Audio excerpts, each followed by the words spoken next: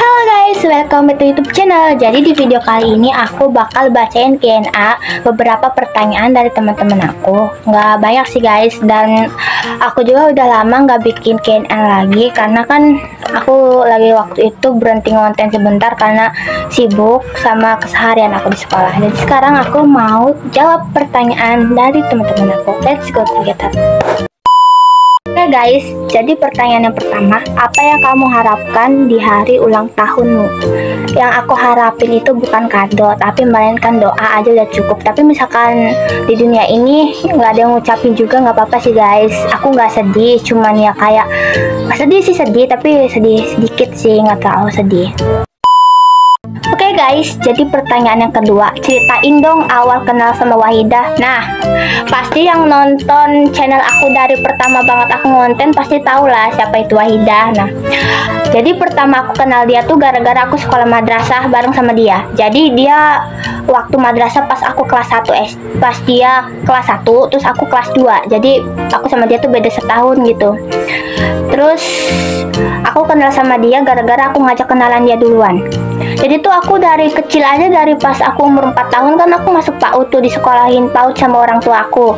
Di situ aku tuh udah seneng yang namanya kenal teman-teman. Jadi setiap ada teman baru aku ngajak kenalan, halo nama kamu siapa? Cuman dulu agak cadel sedikit.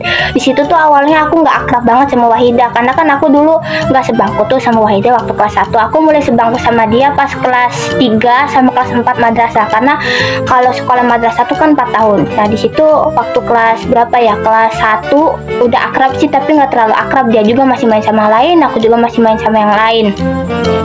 Terus ya di situ waktu kelas 2 baru udah mulai akrab, misalkan berangkat bareng, pulang bareng. Terus pas kelas 3, 4 dia mulai main di sini, terus bikin konten sama aku. Gitu guys. Oke guys, jadi pertanyaan yang ketiga, ceritain dong kisah horor yang pernah kamu alami. Aku pernah ngalamin. Jadi waktu kelas 1 SD tuh kan aku kan dulu masih diantar ya sama nenek aku gitu. Nah dulu sekolah SD aku kan sebelah kanannya kayak rumah kosong gitu, kayak sekarangnya dijadiin tempat burung walet. Nah situ kan dulu aku kalau main di situ sama temen akrab aku gitu, kadang nyamper ke rumahnya juga sih guys, karena rumahnya sahabat aku dulu tuh sama SD nggak terlalu jauh, jadi deket. Nah setiap itu aku selalu lewat situ.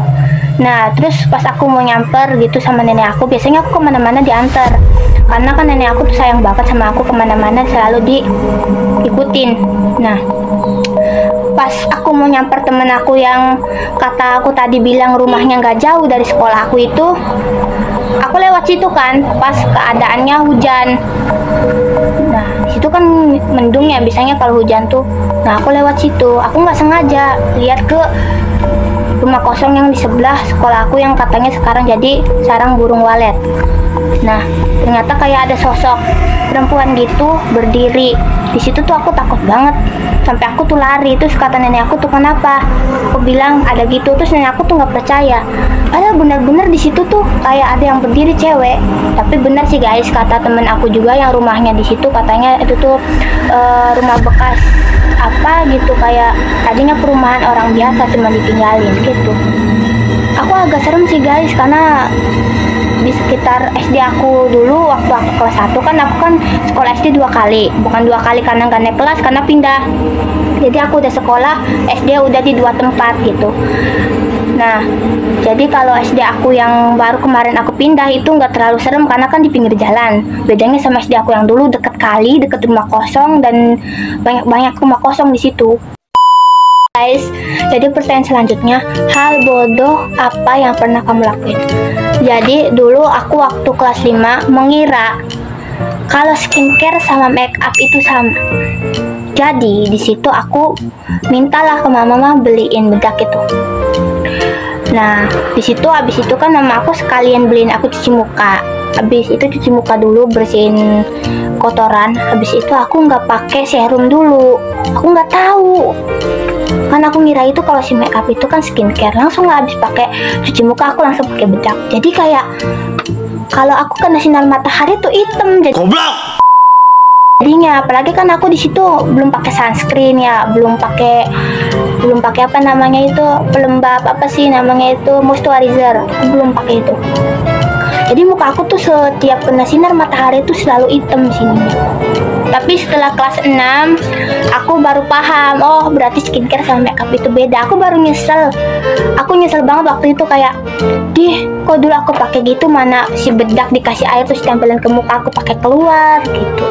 Sampai aku dulu pernah diketawain sama abang-abang yang di pinggir jalan, kok mukanya coret-coret gitu. Jadinya aku tuh marah. Ternyata aku yang salah. Oh my god.